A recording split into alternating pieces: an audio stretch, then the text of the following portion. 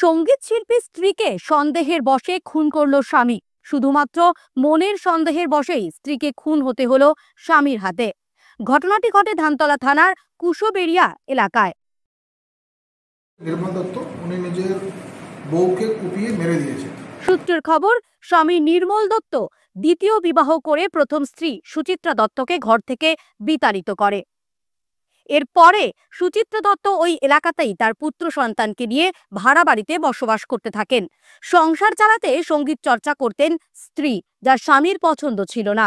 আর তাতেই সন্দেহ, আর সেই সন্দেহের বশেই স্ত্রীর ভাড়া বাড়িতে এসে ঘরের দরজা বন্ধ করে দা দিয়ে এলো পাথারি একের পর এক কোপ দিয়ে হত্যা করে স্ত্রীকে। জানলাতে আমার মেয়েকে দাও মানে অজস্র কোপ। জানালা দিয়ে এই দৃশ্য দেখে মেয়ের বাবা মা। মেয়ের প্রাণ ভিক্ষা চায় অভিযুক্ত জামাইয়ের কাছে। এই ঘটনায় স্ত্রীর বাপের বাড়ির লোক ধানতলা থানায় মামলা দায়ের করলে পুলিশ অভিযুক্ত স্বামী নির্মল দত্তকে গ্রেফতার করে রানাঘাট আদালতে তোলে। এরপর তদন্ত সম্পন্ন করে আদালতের চার্জশিট জমা দেয় তদন্তকারী অফিসার প্রবীণ ঘোষ। মাত্র 7 মাসের ব্যবধানে রানাঘাট আদালতে বিভিন্ন সাক্ষ্য প্রমাণের ভিত্তিতে দোষী প্রমাণ হলে বিচারক গৌতম কুমার নাগ অভিযুক্ত স্বামী নির্মল দত্তকে আজীবন কারাদণ্ডের সাজা ঘোষণা করেন। এমন দৃষ্টান্তমূলক সাজা ঘোষণায় চোখের জলে মেয়ের বাবা মা জানান, আমার মেয়ে ফোন করে যে বাবা আমাকে বাঁচাও। আমরা দৌড়ে যেতে যেতে আমরা জানলার কাছে দেখি আমার মেয়েটাকে খুব আসছে। তখন আমি ওই পাশটা দৌড়ে আসি, মানে এরকম কোনো কাজ আর কেউ না করে, কোনো মায়ের খালি না হয়।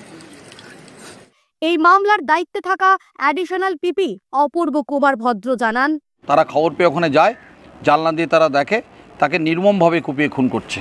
স্বামী নির্মল দত্ত যে সেকেন্ড ম্যারেজ করেছিল, সুচিত্রা দত্তকে সে তাড়িয়ে দিয়েছিল। সুচিত্রা দত্ত কোনো রকমে সে একটা ঘর ভাড়া নিয়ে এসেছিল, তাকে খেতে পড়তে দিত না।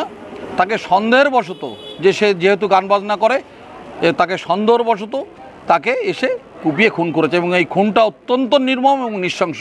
আমরা আজকে রায় দিয়েছে, তাকে যাবজ্জীবন কারাদণ্ডে দণ্ডিত করেছে লার্নেড এফটিসি কোর্ট। আমরা এই রায়ে অত্যন্ত খুশি।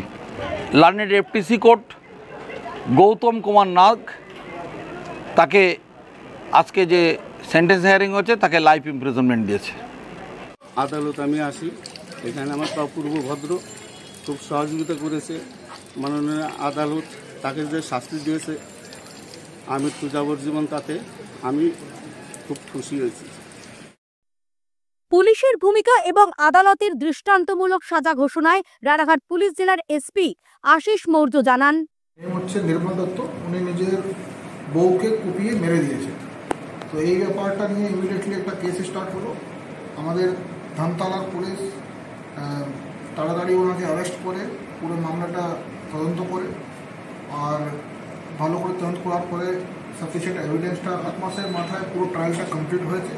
পুরো টিম, আমাদের ধানতলার পুলিশ, বড়বাবু, আয়ো, আমাদের ট্রায়াল মনিটরিং টিম, সাথে সাথে আমাদের লন্ডন কোর্টের যে টিম আছে, আমাদের পিপি, সব যে কন্টিনিউ ট্রায়াল মনিটরিংটা ঠিকভাবে তুলে ধরেছেন আমাদের মাননীয় কোর্টের সামনে।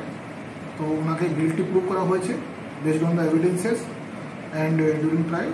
আর আজকে মাননীয় আদালত ওনাকে যাবজ্জীবনের সাজা ওনাকে আসামিকে শুনিয়েছে।